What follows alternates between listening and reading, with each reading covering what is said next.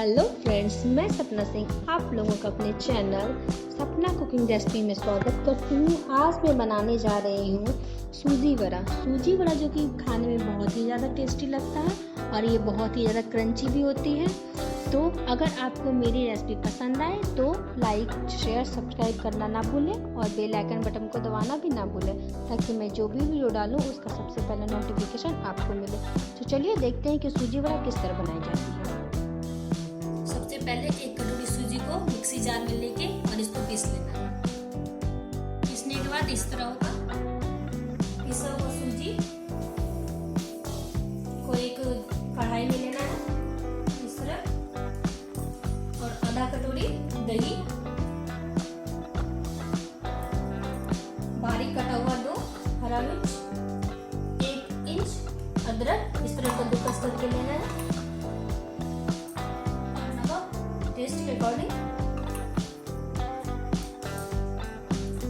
और 2 चम्मच इसमें रिफाइंड ऑयल इस तरह से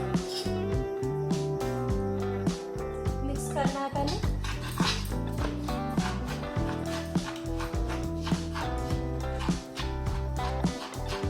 इसको दही को अच्छी तरह से इसमें मिक्स करना है।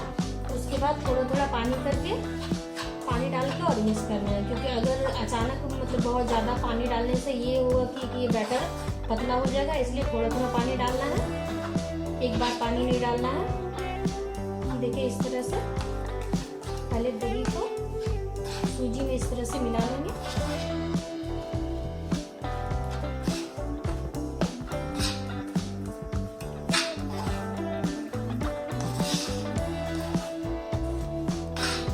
देखिए मिलने के बाद इस तरह होगा। पानी ऐड करना है थोड़ा सा, पहले करके उसको इसको मिलाना है अच्छी तरह से। पानी ऐड करने के बाद इस तरह का बैटर बनना चाहिए, इस तरह का, ज़्यादा पतली नहीं होनी चाहिए, इस तरह का बैटर बनना चाहिए। अब चलिए, अब गैस ऑन कर इसको मीडियम फ्लेम पे इसको पकाना है। हाई फ्लेम पे नहीं, मीडियम पे इसको पकाना है।